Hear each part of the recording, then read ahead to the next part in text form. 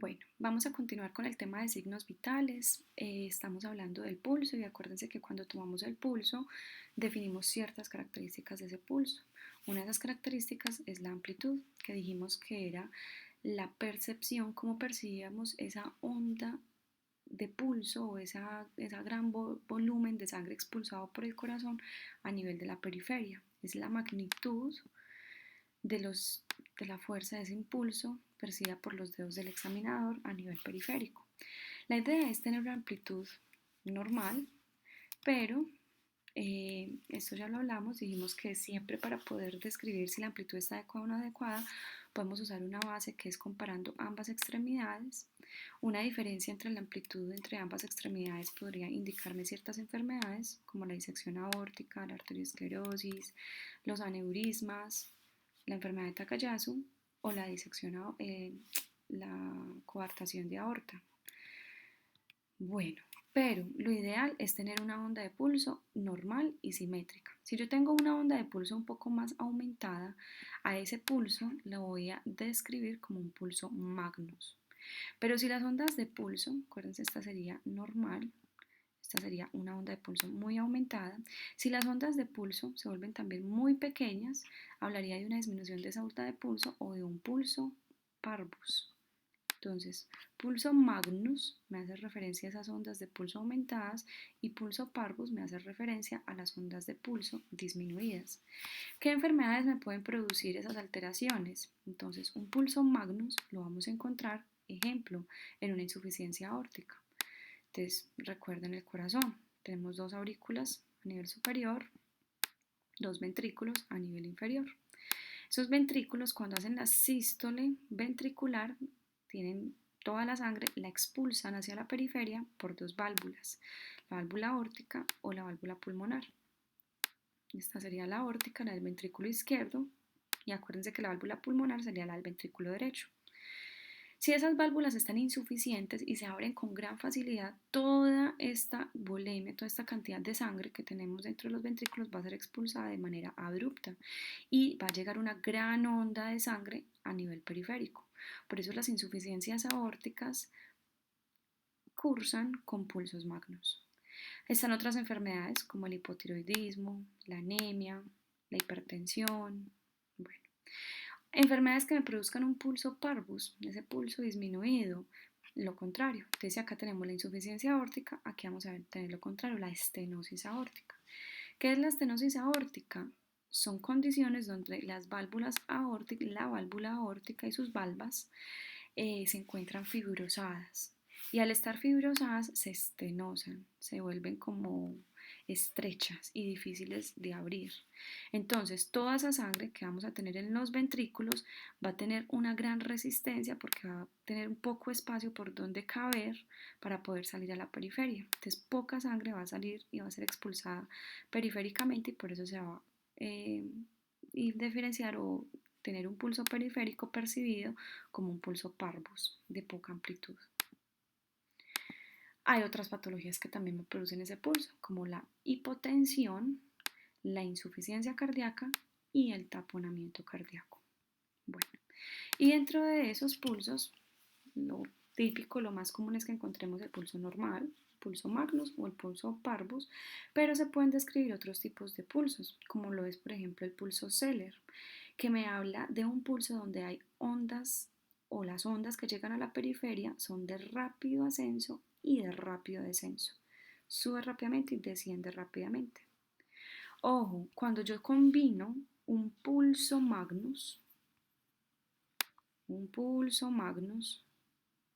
con un pulso Zeller, me veo ante un pulso que se denomina un pulso saltón o colapsante de Corrigan, porque es un pulso que yo siento con una gran amplitud, pero que sube rápidamente y disminuye rápidamente, un pulso magnus acelerado. Y es como si el pulso entonces empezara a saltar, por eso se denomina pulso saltón o colapsante de Corrigan.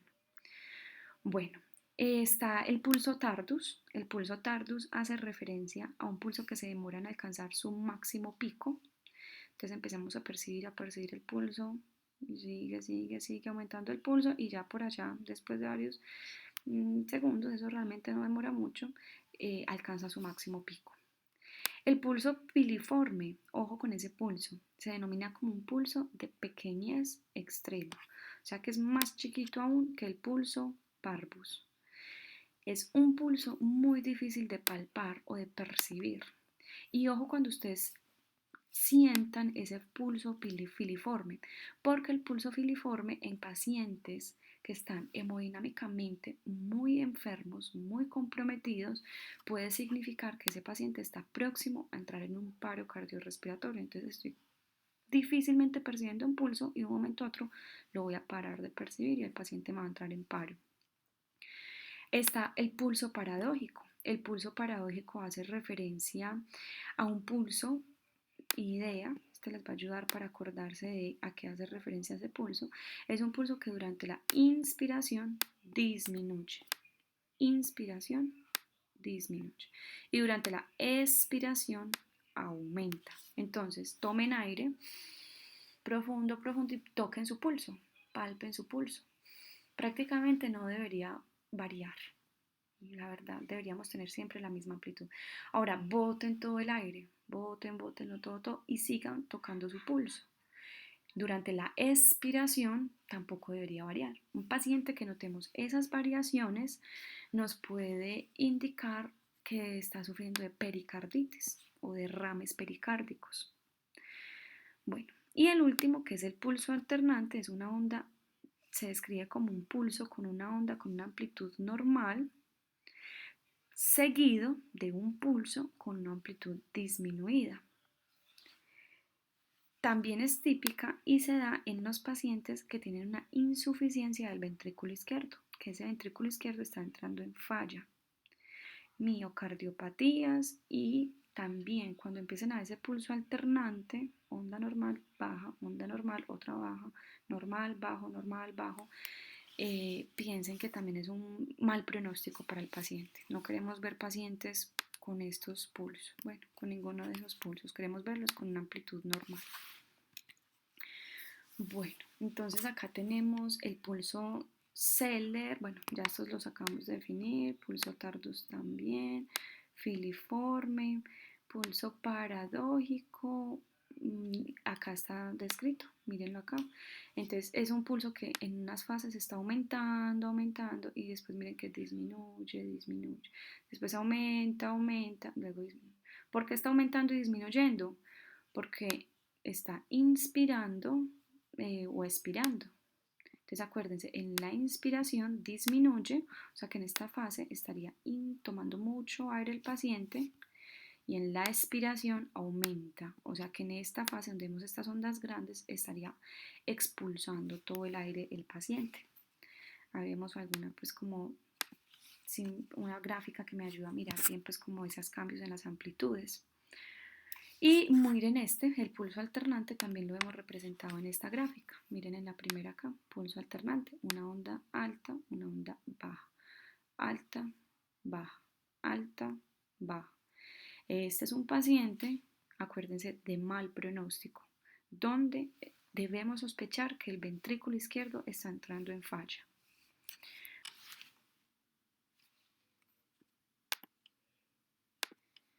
La última característica que le describimos al pulso es la tensión del pulso o de las arterias o resistencia a la compresión. ¿A qué hace referencia eso? A la resistencia que ofrece la arteria al ser comprimida. Entonces, ¿qué vamos a hacer? Nos vamos a tomar el pulso radial en este momento. Sientan el pulso radial y van a hacerle presión hacia arteria, compriman la arteria. Acuérdense de usar la técnica en gancho con 3 dedos tomando a nivel anterior el pulso y a medida que lo comprimen ustedes van a sentir que el dedo más proximal de pronto va a sentir con las palpitaciones, los dedos más distales no van a sentir esas pulsaciones. ¿Qué exploramos cuando hacemos esta técnica de comprimir y descomprimir esa arteria? Vamos a ver y vamos a definir, esto es muy subjetivo, pero vamos a tratar de definir según lo que nosotros pensemos, si es fácilmente colapsable o si es difícilmente colapsable.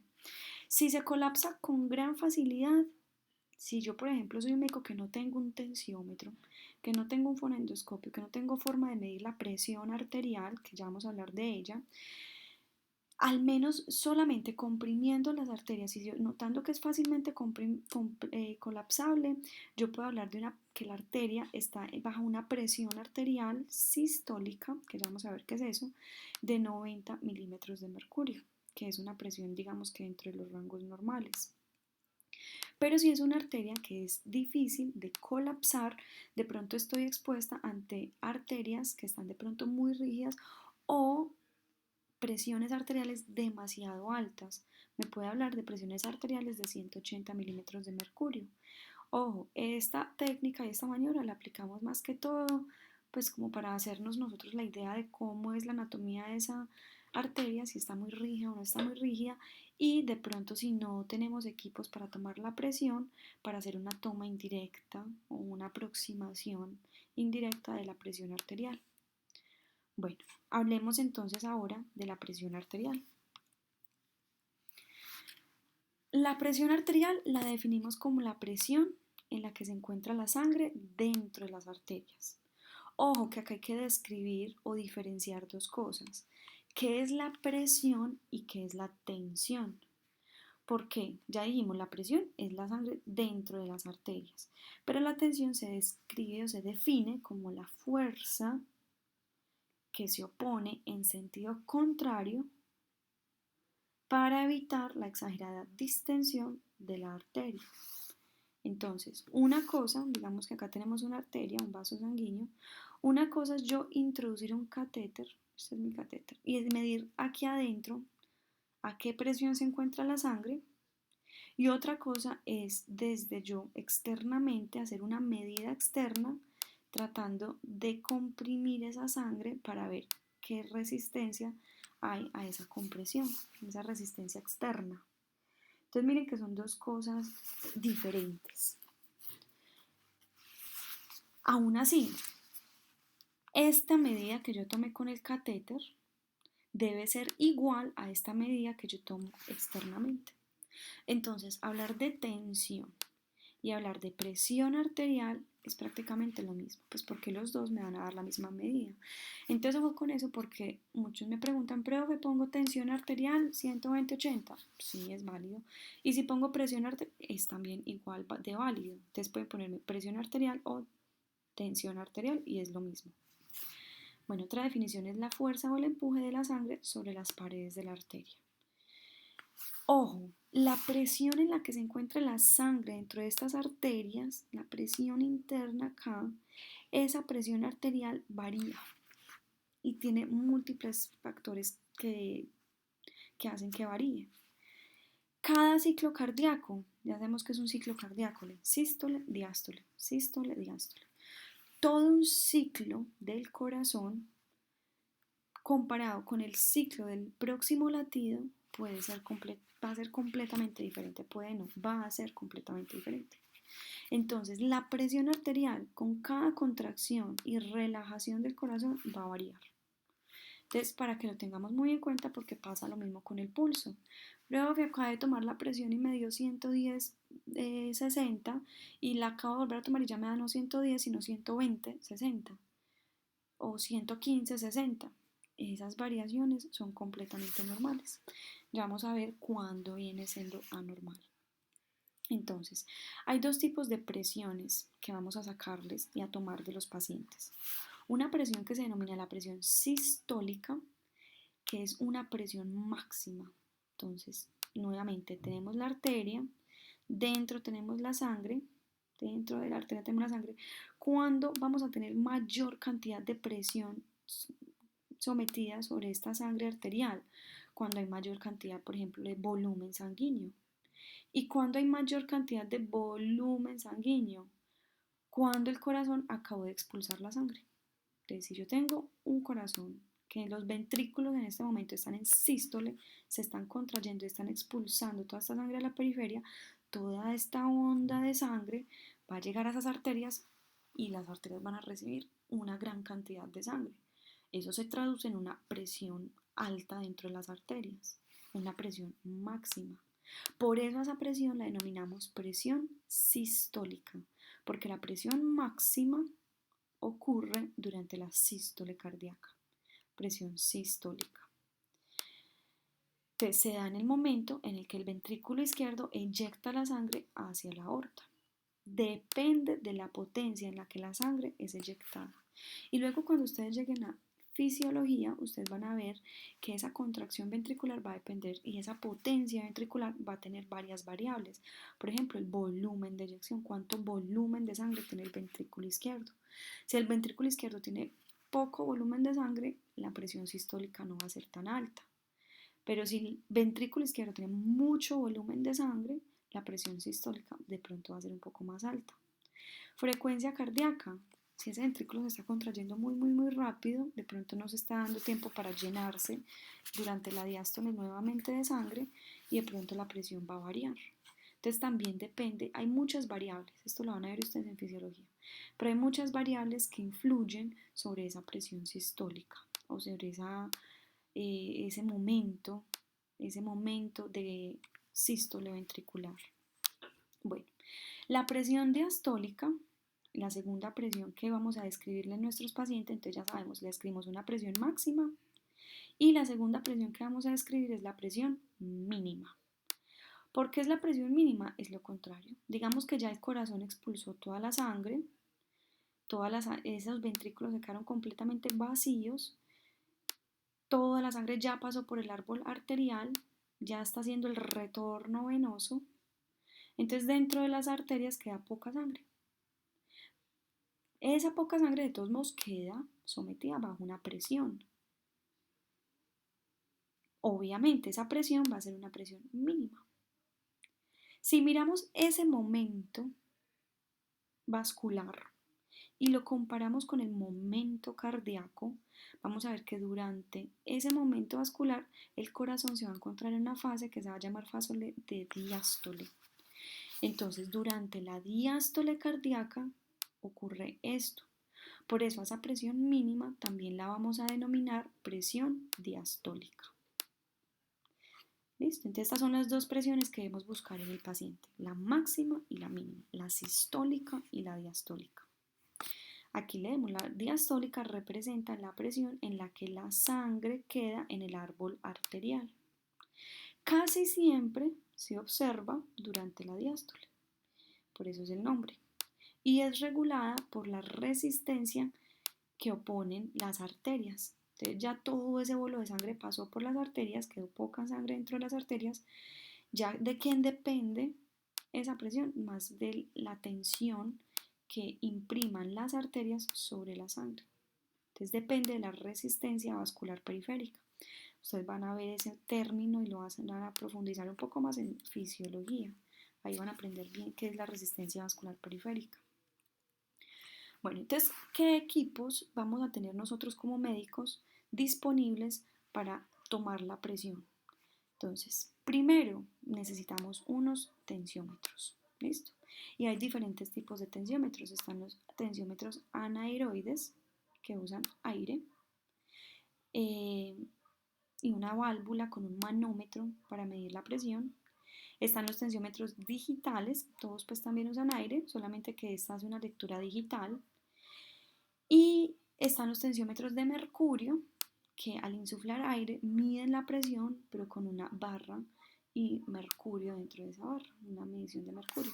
¿Cuál es la gran diferencia entre todos los tensiómetros? Les voy a decir, el ideal es este, el de mercurio, porque el tensiómetro de mercurio no se descalibra. Siempre un tensiómetro de mercurio que llevamos usando desde hace 20 años me va a dar medidas exactas. Pero estos, los anaeroides, el manómetro de los tensiómetros anaeroides y la parte digital de ellos pueden descalibrarse. Entonces periódicamente hay que estarlos llevando a que los vuelvan a calibrar para ver que no nos estemos equivocando con las tomas de presión arterial.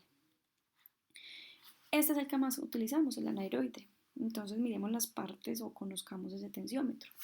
Esta porción de aquí, que es la que amarramos alrededor del brazo del paciente, la conocemos como el manguito. ¿Listo?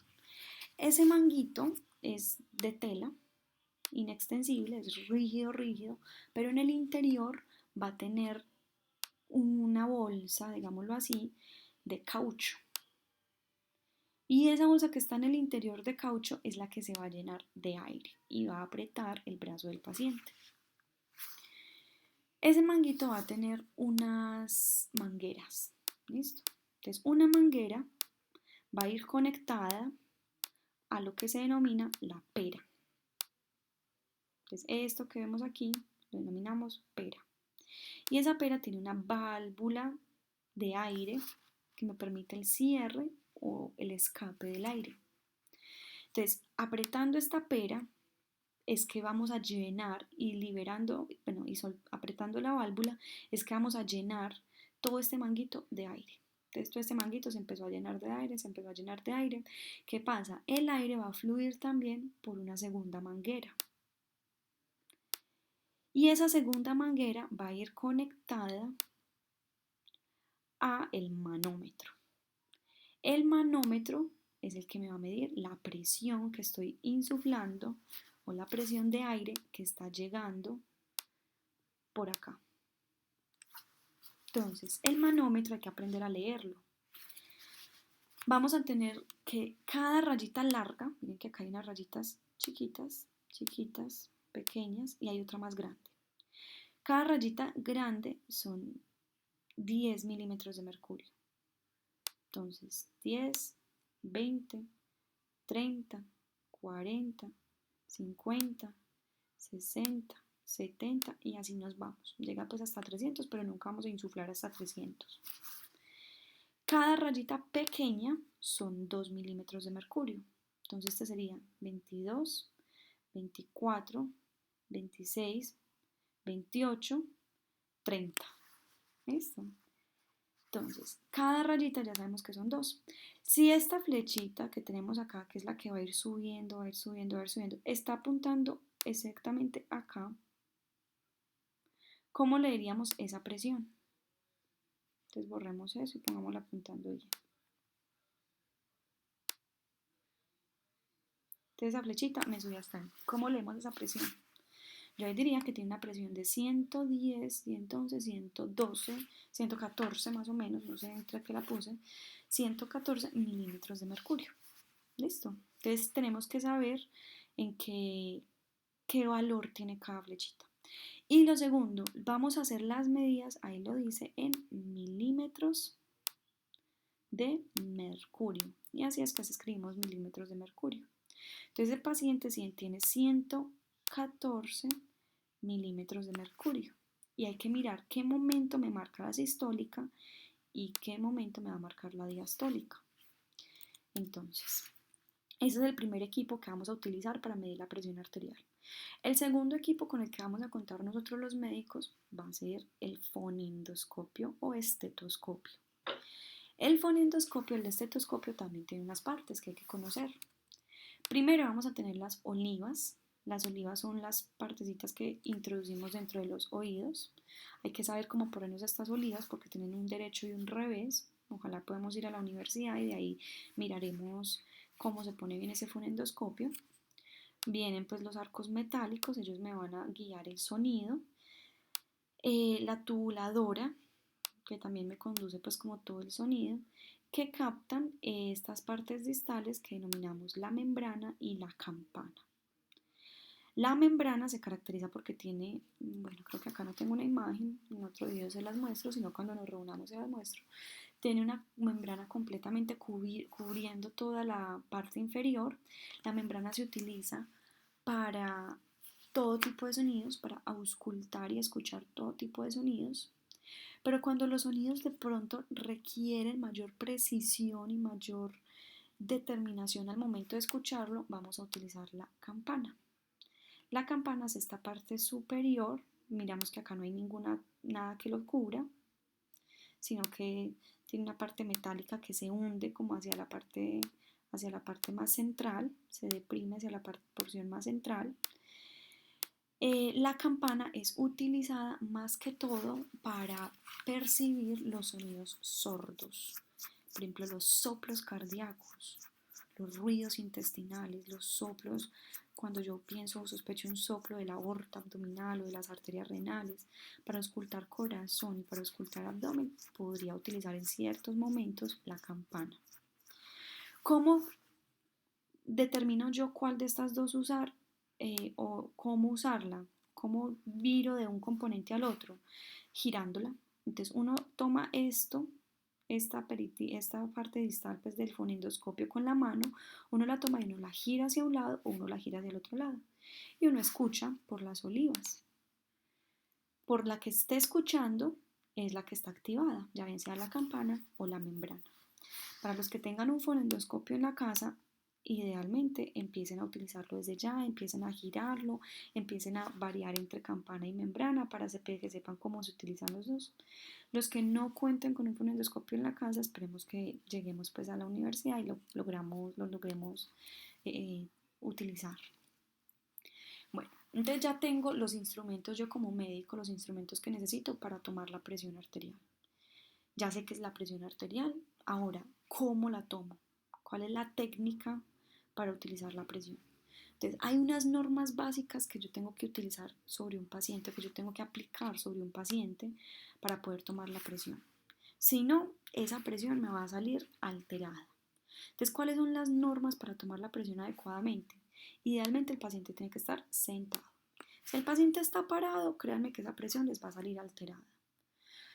Podemos tener también el paciente acostado, pero lo vamos a acostar de cúbito dorsal, o sea, boca arriba.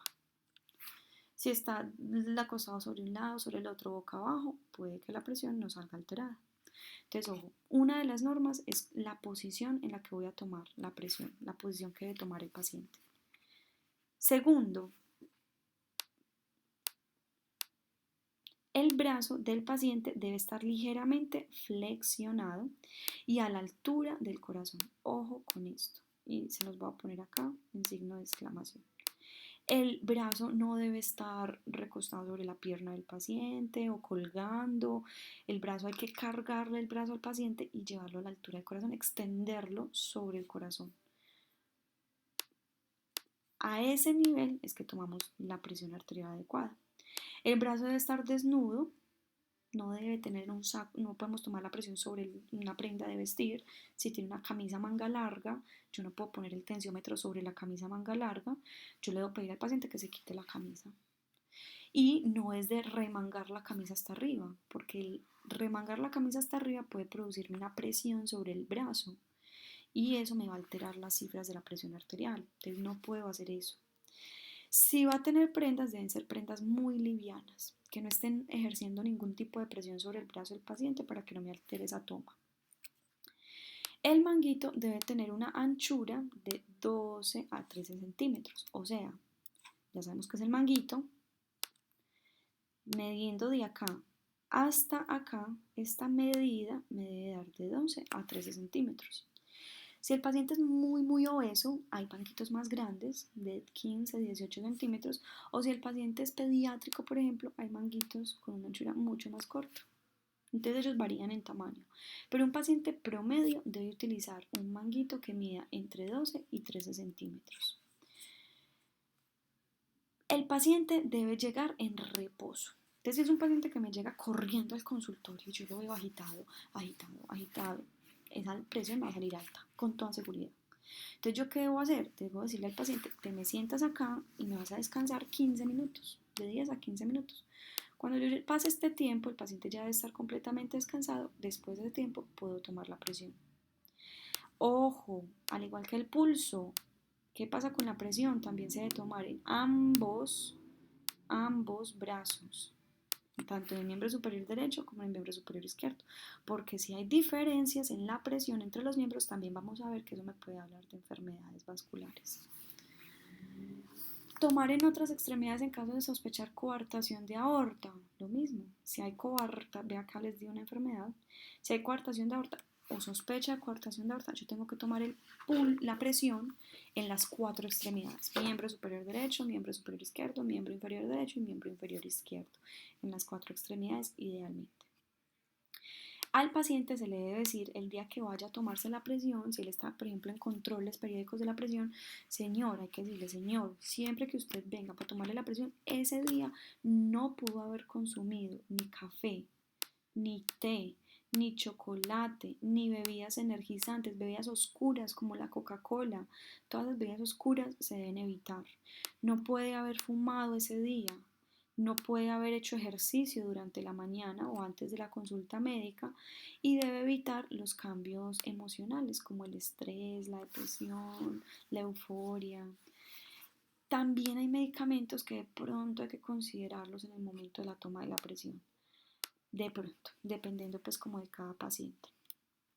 Bueno, entonces hay dos técnicas para tomar la presión arterial. Está la técnica palpatoria y la técnica auscultatoria. La técnica palpatoria, entonces, vamos a hacer lo siguiente, voy a tratar de describirlo lo mejor que pueda. Los que tengan, repito, los que tengan en la casa un tensiómetro o un fonendoscopio y puedan repetir o reproducir pues como estas técnicas, nos podemos conectar en vivo y hacerlo pues como por videollamada y vamos mirando si de pronto tienen la técnica buena o no. La palpatoria. ¿Qué hacemos en la toma de la presión palpatoria? Sentamos al paciente o lo recostamos. Ya sabemos que primero hay que posicionar al paciente. Hay que llevar el brazo a la altura del corazón y ya sabemos que sin prendas de vestir o sin prendas que estén apretando ese brazo. El manguito hay que mirar que esté completamente desinflado. Entonces, para desinflarlo vamos a soltar la válvula. Esta válvulita de acá la vamos a soltar, que esté lo más floja posible. Cuando esté floja, apretamos el manguito con las manos y liberamos todo ese aire.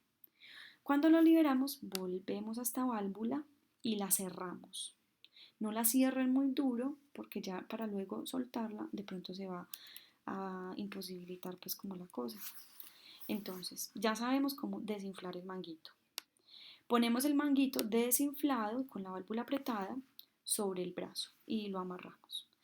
¿Cómo debe ir amarrado? No puede ser muy fuerte, así que pues que yo le amarré y le di 10 vueltas y ese paciente está con el brazo morado porque ya no le está llegando sangre periférica, no. O sea, el manguito debe ir apretado, es fijo, no muy apretado, no muy suelto. ¿Cómo sé yo que está bien? Porque si yo meto los dedos por aquí abajito, entre el manguito y el brazo me deben caber 2 dedos. Si yo puedo meter 2 dedos con gran facilidad, yo puedo decir que está apretado alrededor del brazo del paciente adecuadamente, lo suficiente. Bueno, también hay que fijarse que ese manguito esté en el borde inferior que el borde inferior del manguito esté a 2 centímetros encima del pliegue del codo. Entonces vuelvo a esta imagen. Aquí está el pliegue del codo. Bueno, digamos que lo dejé un poco muy alto. Digamos que este es el pliegue del codo. 2 dedos me deben caber acá. Entonces ahí está un dedo con una uña y acá está el otro dedito con otro. 2 dedos, más o menos son 2 centímetros. Y de ahí para arriba, de arriba de los 2 dedos, ahí debe quedar el borde inferior. Miren ahí, todo este es el borde inferior del manguito. Muy bien.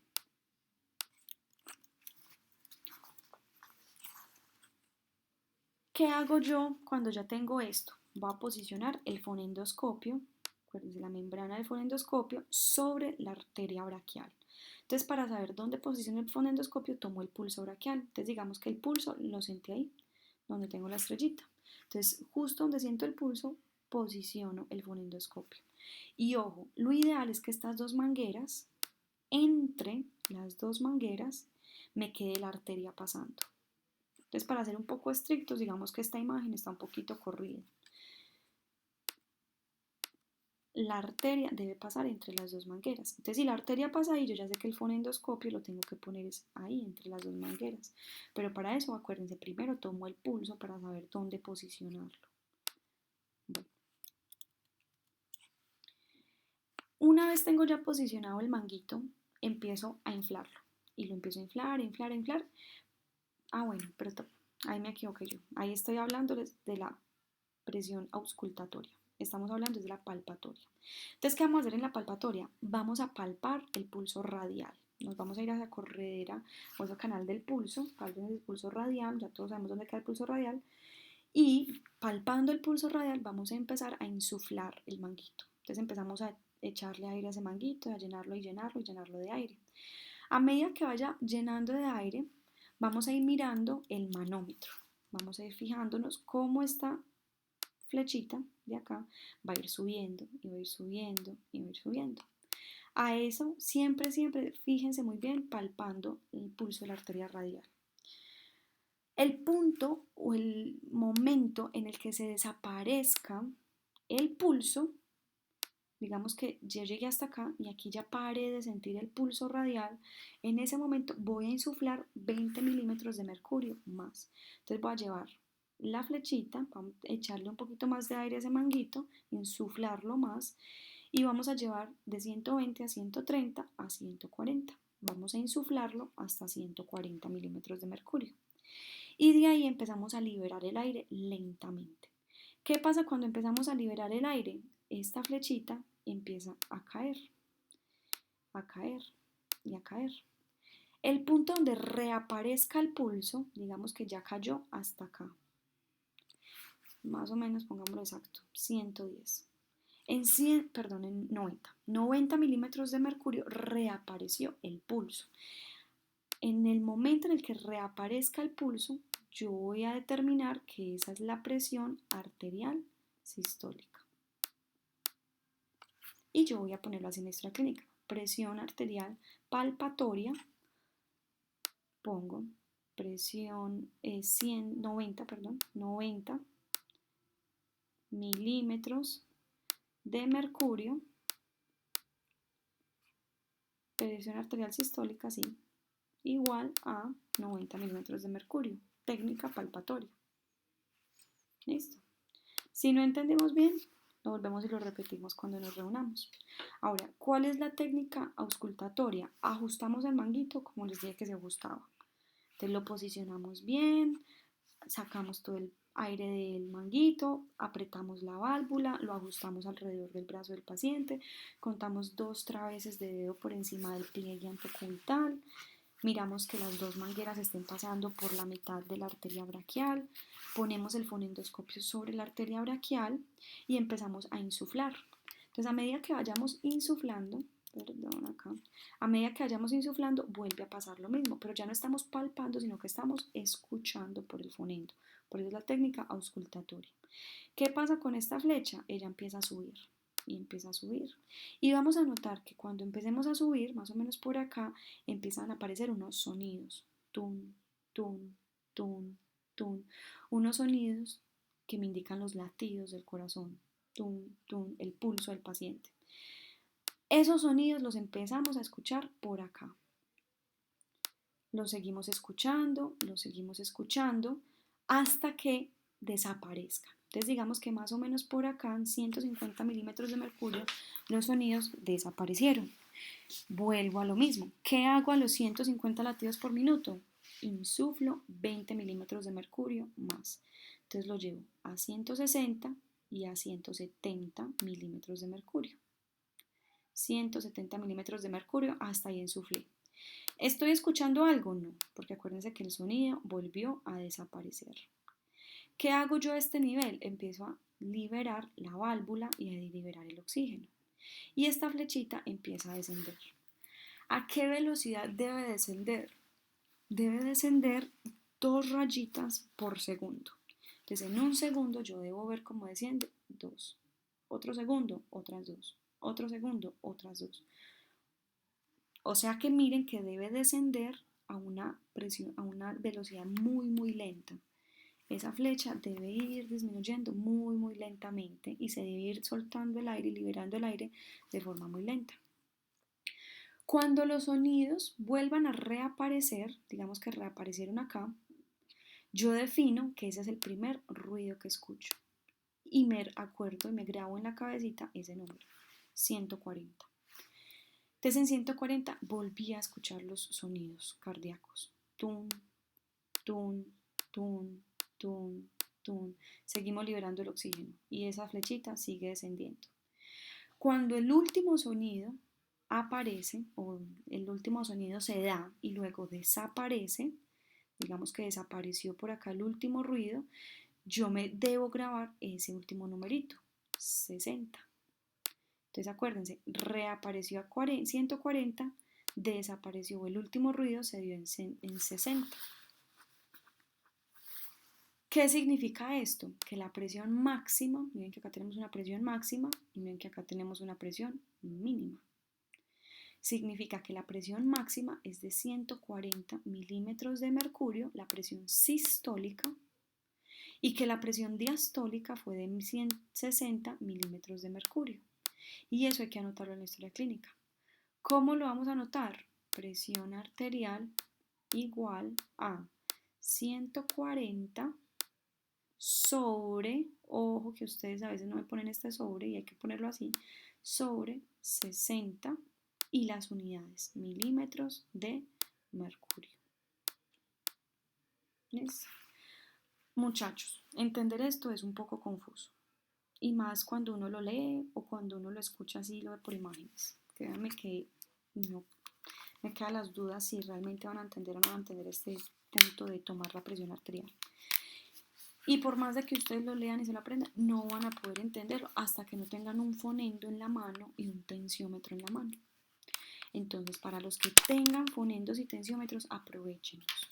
Para los que no, busquen a ver si alguien les puede prestar uno. No sé si de pronto en el hospital o si de pronto un familiar que sea médico tenga algún tensiómetro al fonendo. Yo les recomendaría, y creo que este semestre, aprender a tomar la presión arterial es lo más importante.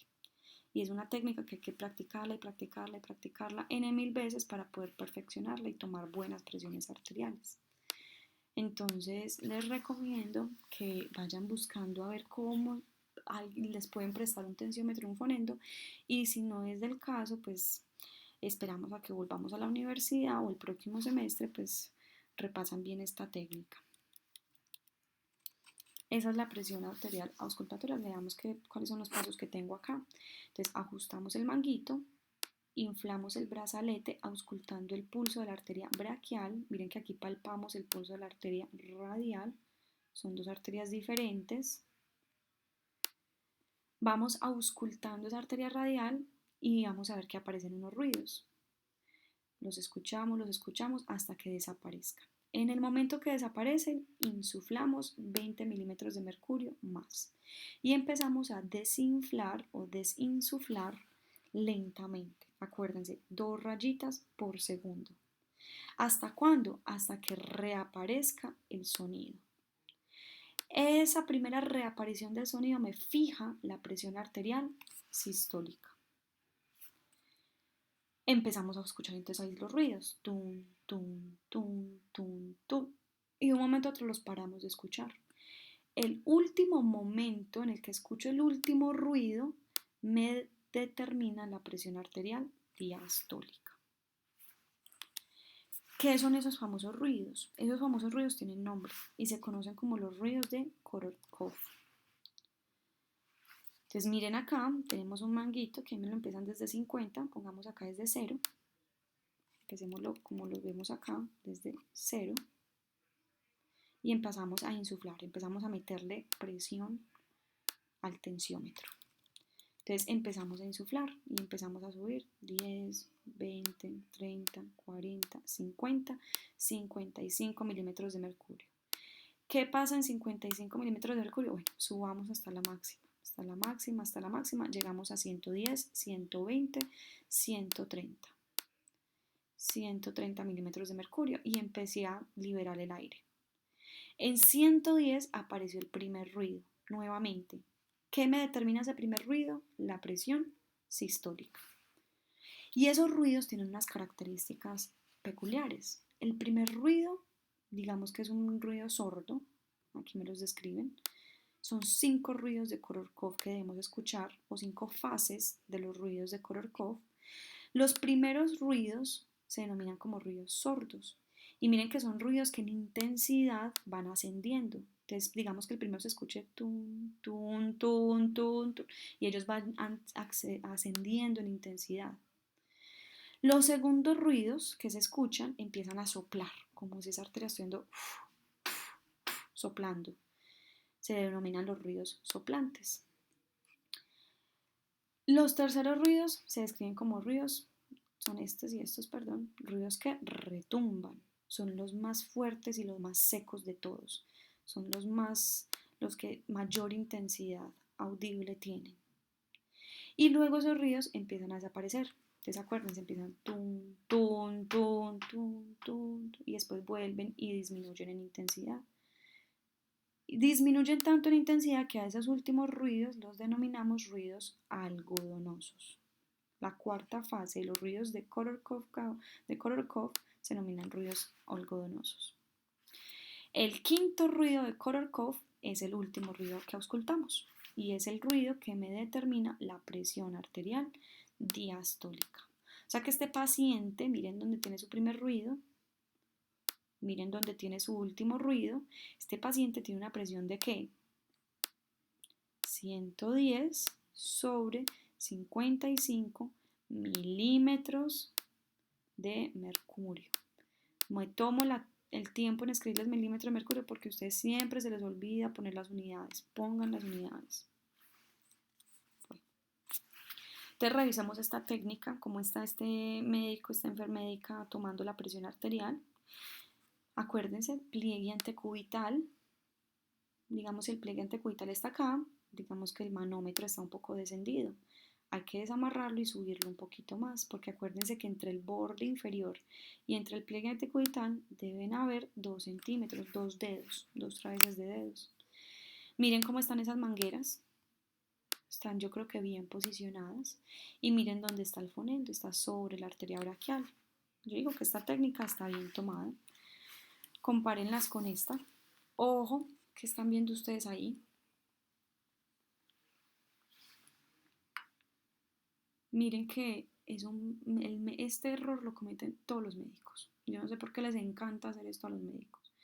Y están cometiendo un error barrabasal. Miren dónde está posicionando el fonendoscopio. Lo está metiendo por allá por debajo del tensiómetro. El fonendoscopio nunca se debe posicionar así. Nunca se debe meter por debajo del tensiómetro. ¿Por qué? Porque ustedes van a ver que ese tensiómetro hace mucho ruido. Y cada vez que ustedes lo inflen, él va a imprimir ese ruido sobre la membrana del fonendoscopio y ustedes no van a poder escuchar bien esos ruidos. Entonces nunca cometan ese error porque no van a poder escuchar bien. Y además esto me indica que el tensiómetro está muy abajo, hay que subirlo mucho más. En este paciente lo tiene casi que sobre el codo y la idea no es poner el tensiómetro sobre el codo. Miren, les encanta y les fascina hacer esto. Entonces ponen el tensiómetro y ponen el fonendoscopio ahí como que acuñado con el tensiómetro y el brazo para poder tener los dos brazos libres. No tenemos por qué tener los dos brazos libres. Un brazo tiene que estar sosteniendo la campana. Y acuérdense, ahí eso no me va a dejar escuchar bien los ruidos. Entonces este error tampoco quiero ver que ustedes lo estén cometiendo en la clínica. Barrabasal hacer eso, qué vergüenza uno poner el fonendoscopio debajo de un tensiómetro así. Listo, creo que la técnica queda muy bien entendida para que no me vayan a cometer errores. ¿Por qué decimos que las medidas del brazalete deben ser proporcionales? Que acá debe, de acá a acá, de medir de 12 a 13 milímetros de mercurio. Porque si el manguito es muy pequeño y el brazo muy grueso, o sea, es un paciente grandote, gordo, con un brazo grandote, y le estoy poniendo un tensiómetro muy chiquitico, eso me van a dar valores alterados, falsos e elevados. Entonces ese paciente probablemente le tome la presión y te vas a tener la presión en las nubes, 180, 110, y me va a asustar. Y no es que el paciente tenga la presión alta, simplemente es que le puse un manguito muy pequeño. En cambio, pacientes con brazos delgados, pacientes por ejemplo pediátricos, que le ponemos un brazalete muy grande, los valores van a dar por debajo de lo normal. Entonces puede que un niño pediátrico, los niños también pueden sufrir de la presión, esté hipertenso y si yo le pongo un manguito gigante va a dar una presión normal o bajita y yo voy a estar contenta y no, mentiras que no es así, porque me están dando lecturas erróneas. Ojo con eso. Bueno, La presión arterial, ojo con estas otras dos reglas. La presión arterial, como lo dijimos al principio, se debe tomar en ambos miembros superiores, esto ya lo habíamos mencionado. Lo tomo en el miembro superior derecho y inmediatamente lo voy a tomar en el miembro superior izquierdo. ¿Qué pasa? La presión entre ambos miembros sí puede variar, ¿listo? Pero la variación debe ser de máximo 10 a 15 milímetros de mercurio. Entonces, si un paciente tiene 160 de presión en el miembro superior derecho, ¿cuál es la presión máxima que debe variar en el miembro inferior izquierdo? Entonces, si es un paciente que en el miembro superior izquierdo le tomo una presión, está en 115, 60, miren que aquí me aumentó 15 milímetros de mercurio. Esto es normal y yo no me debo asustar por eso. Entonces, máximo yo debo tolerar este rango de presión. Si la presión está por fuera de este rango, idealmente pues mayor de 15 milímetros de mercurio, si hay 20 milímetros de mercurio de diferencia, 25, 30, ahí yo sí debo sospechar alguna patología vascular. Ojo, al cambiar de posición, la presión del paciente también puede variar. ¿Por qué? Porque si yo le tomo al paciente, miren la imagen como me lo muestra de bonito, si yo le tomo la presión a un paciente que está completamente acostado, miren cómo está distribuida la sangre, ya sabemos que la sangre dentro de las arterias me habla de la presión, miren cómo está distribuida esa sangre en todo el cuerpo, prácticamente de forma equitativa. ¿Qué pasa cuando yo levanto rápidamente al paciente? Toda la sangre de los miembros superiores de la cabeza se va a ir a las piernas, por eso es que nos mareamos cuando nos levantamos rápido. Toda la sangre se va a ir a las piernas. Eso puede desencadenar, y a todos nos pasa, y es completamente normal, que cuando uno se pare rápidamente, uno se maree.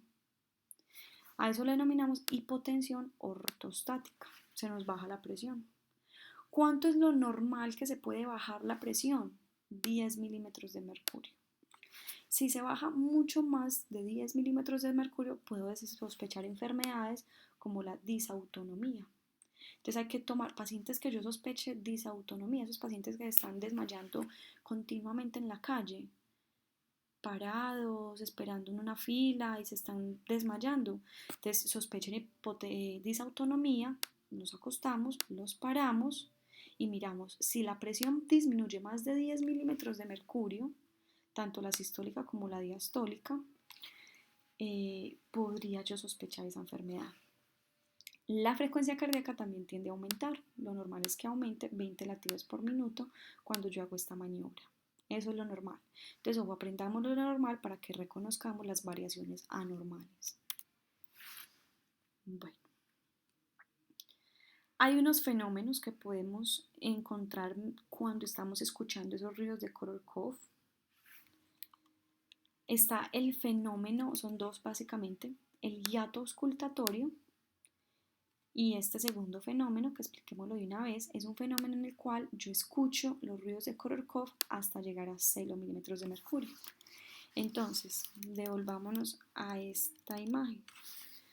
Insuflo, llevo mi flechita hasta 140. Empiezo a liberar el aire. Se empieza a liberar y empieza a bajar la flecha. Por acá vuelvo a escuchar los ruidos. Entonces tomo la sistólica, sigo descendiendo. Por acá tomo la diastólica. ¿Listo? La idea es que el último ruido que yo escuche, lo escuche por acá arriba. Pero ¿qué pasa? Hay pacientes que yo puedo seguir escuchando los ruidos tun, tun, tun, tun, tun, tun, tun, tun, y llego a 0 y tun, tun, tun, seguir escuchando los ruidos tun, tun, tun. A eso lo denominamos, bueno, no tiene un nombre específico, pero eso hay que dejarlo consignado en la historia clínica. ¿Y cómo lo vamos a dejar anotadito en la historia clínica? Paciente con presión 120, ya sabemos que esa fue la sistólica, 80 a 0. Este 80, ¿de dónde salió este valor de 80? Se dice que cuando yo escucho que los sonidos bajan hasta 0, tum, tum, tum, debo buscar un sonido diferente. un sonido que amortigüe los demás sonidos. Entonces digamos que hay sonidos fuertes, tum, tum, tum, tum, y después se vuelven un poco más suaves. El momento en el que yo escuche esa variación en los sonidos, digamos que la escuché aquí en 60, ese probablemente o puede ser sospechosamente la presión arterial diastólica del paciente.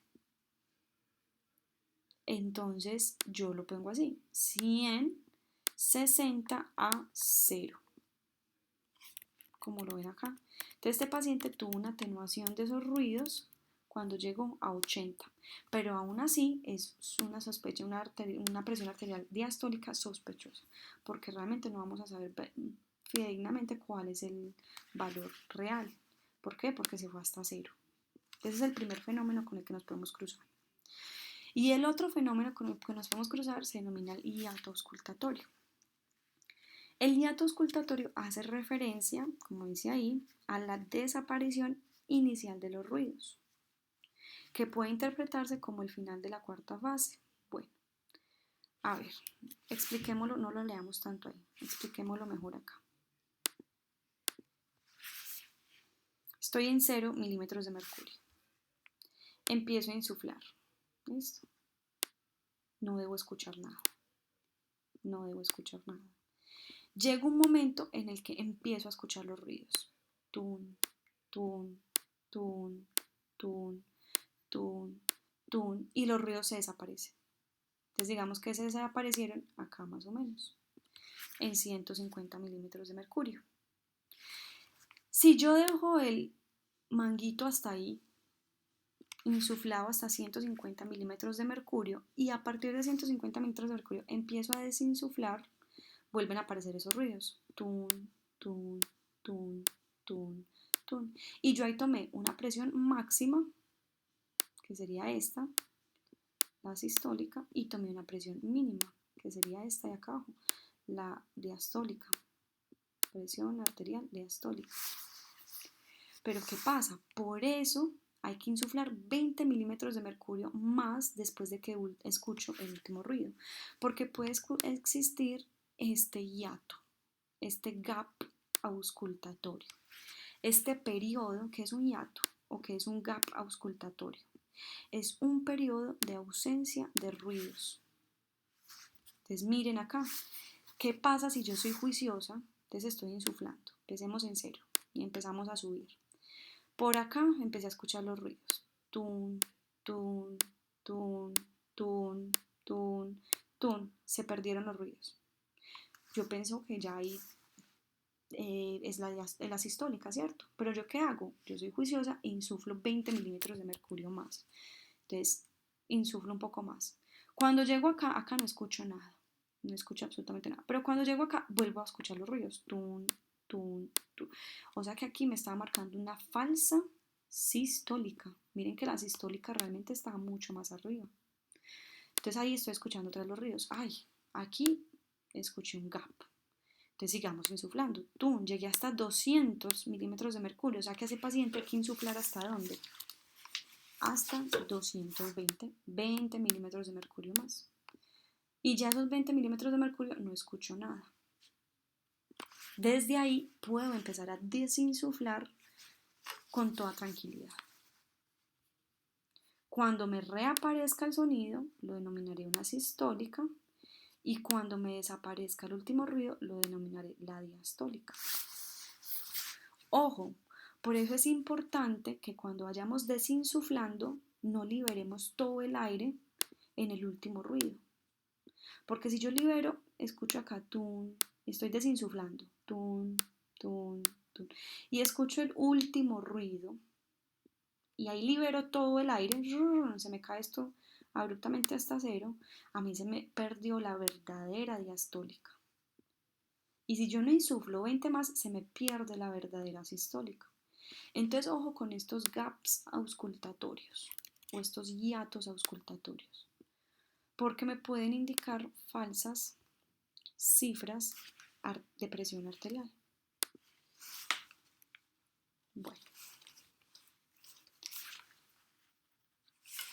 Bueno, hemos hablado mucho de la presión arterial. Ahora, ¿Cuánto es al menos lo normal? O sea, ¿cuánto debería tener mi paciente de presión arterial óptima o normal?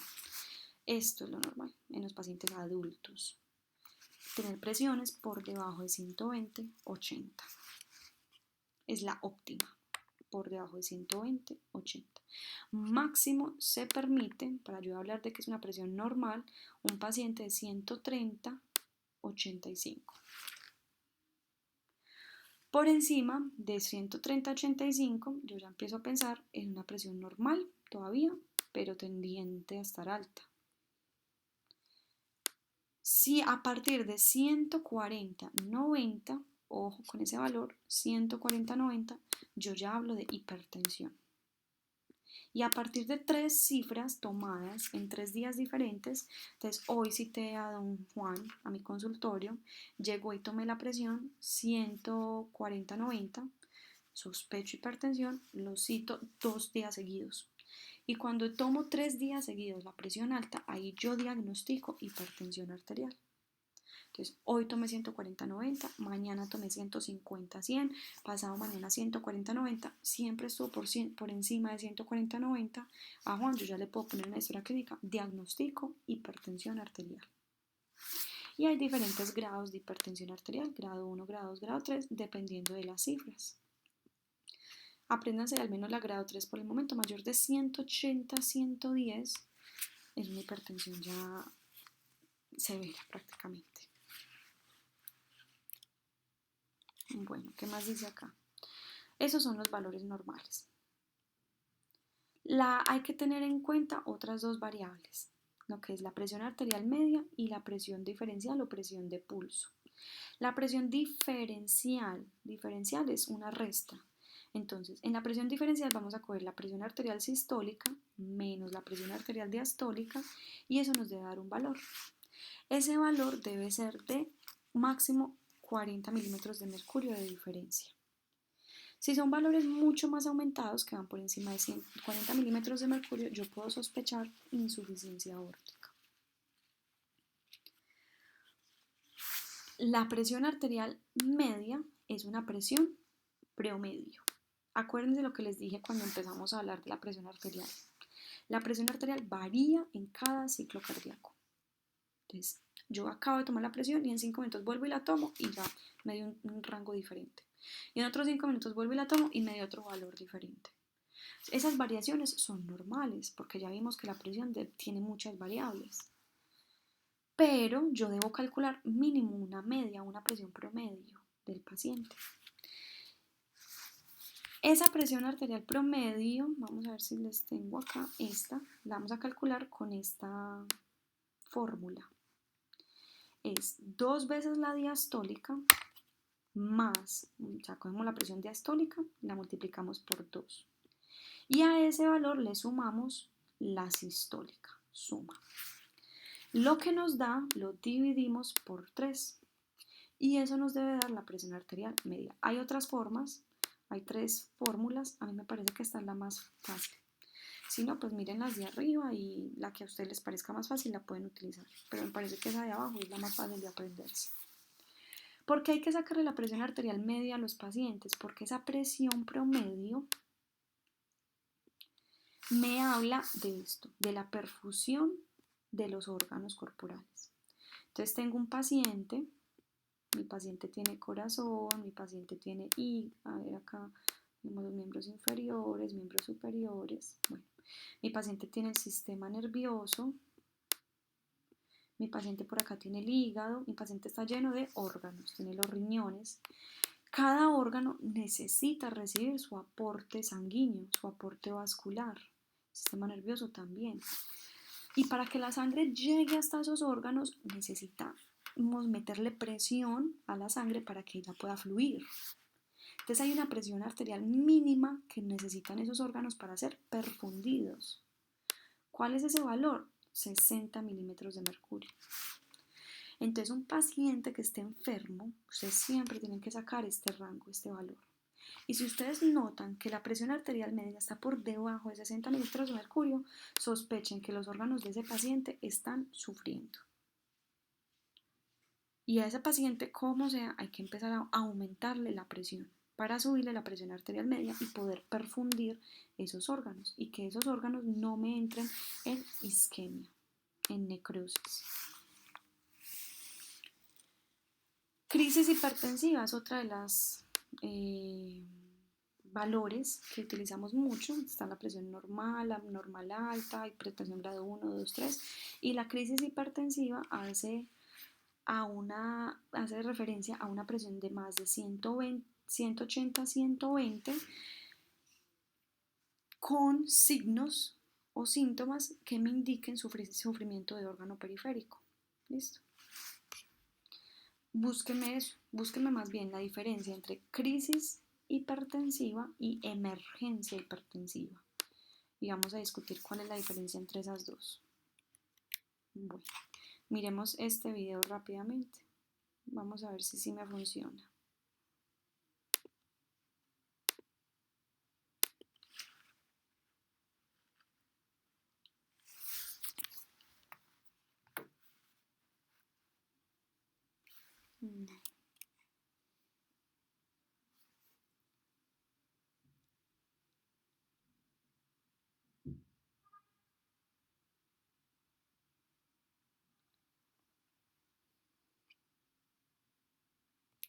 Bueno, yo creo que todos los videos se borraron. Voy a hacer como una pausa acá para que veamos pues como un videito sobre cómo es la técnica para tomar la presión arterial.